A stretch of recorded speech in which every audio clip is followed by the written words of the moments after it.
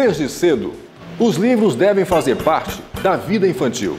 Os pais são responsáveis pelos filhos descobrirem este mundo novo. O Parlamento Literário traz a fonoaudióloga e professora universitária Glenda Santiago Brito, que selecionou vários livros infantis.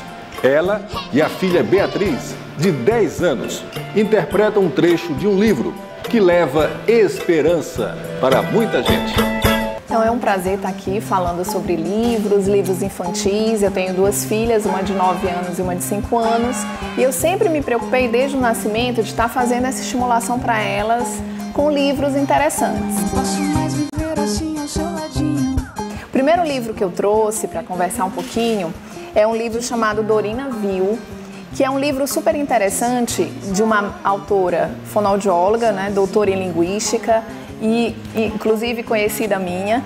E eu achei um livro muito interessante porque ele traz as figuras, a leitura para nós que conseguimos enxergar, mas ele também traz tudo em braille, porque é um livro onde ela conta a trajetória de uma portadora de deficiência visual e como ela lutou para que o braille fosse mais difundido no Brasil. Então ela traz toda a história, né, como é que ela perdeu essa visão, todas as coisas que ela conseguiu com o ensino do braille no Brasil. E as crianças que não são portadoras de deficiência visual têm a possibilidade de tocar nas letras do braille, de sentir essa sensação, né, de uma leitura diferente. Então, assim, foi um livro que eu achei muito interessante, que eu sempre retomo com elas, a gente lê, depois de um tempo eu retomo novamente, porque os deficientes visuais, eles têm essa leitura em braille, mas não é difundida, as pessoas não conhecem. Então elas sempre acham interessante, a gente faz um treinamento com o olhinho fechado para pegar só nas letras, para elas tentarem sentir.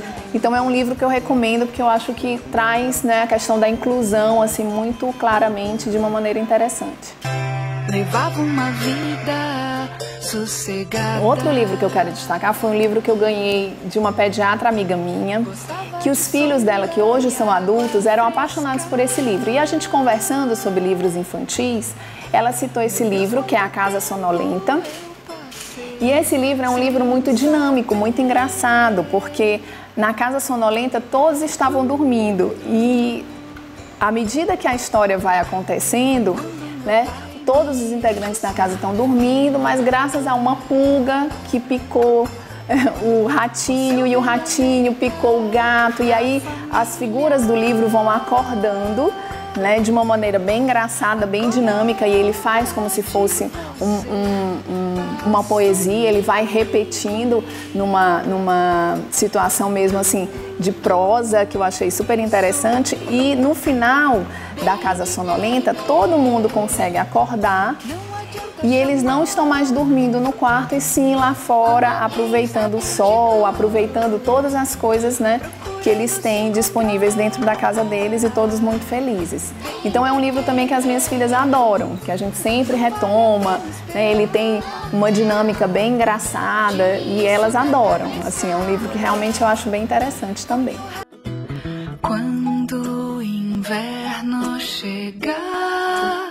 Esse livrinho aqui foi um livro até que eu conheci a autora, que é a Cláudia Lins.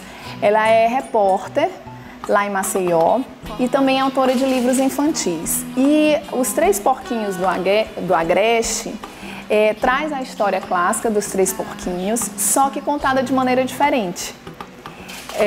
Os porquinhos, eles são 3 porquinhos irmãos, como a história original, só que as casas, elas são construídas de maneira diferente. O primeiro porquinho, como ele gosta muito de ler e escrever, ele faz uma casa toda construída de revistas, jornais, livros. Então é uma casa literária, né? Tem muito livro na casa dele, todas as paredes são construídas de papel. O segundo porquinho é todo naturista e ele vai construir de galhos e folhas em cima de uma árvore porque ele gosta muito. O terceiro porquinho é aquele tradicional que vai fazer a casa de tijolos. Só que o lobo mau, que não é mau nessa história, o lobo chega e os porquinhos ficam apavorados achando que eles vão né? O lobo vai querer comer os porquinhos, vai destruir as casas. E na verdade não, os porquinhos se apavoram, mas o lobo é um lobo bonzinho. As casas acabam sendo destruídas pelo vento e não pelo sopro do lobo mau. E eles ficam todos apavorados e vão para a casa do porquinho que constrói a casa de tijolos. Só que quando chega lá, eles descobrem que o lobo não é malvado. Pelo contrário, ele é um lobo bonzinho que trouxe uma carta da mãe dos porquinhos. E aí escreve para eles e coloca por debaixo da porta e explica, né, que ele não é mau, que ele não vai comer, que ele trouxe uma carta da mãe dos porquinhos.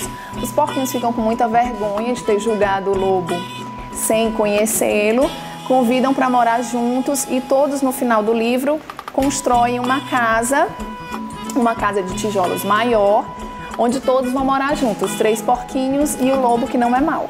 Então eu acho que também é sai do tradicional da história dos 3 porquinhos, que tem um final trágico, e traz as crianças para um outro final que é muito mais interessante, de amizade. Cada pessoa tem uma sensibilidade diferente. O máximo que você puder fazer de estar expondo seus filhos à leitura é excelente. Então, assim, eu começo desde bebê, com aqueles livros mesmo de banheira, né? Trazendo livros que tenham textura, que eu também acho super interessante. Hoje em dia a gente encontra vários com texturas, onde a criança vai tocando quando ela ainda não consegue ler.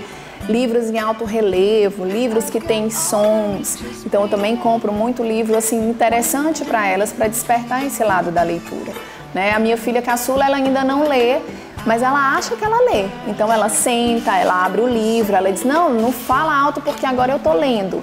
Então ela já manuseia o livro como se ela fosse uma leitora. Então isso eu acho super positivo, porque desde pequeno você tem que incentivar e também respeitando o gosto de cada um.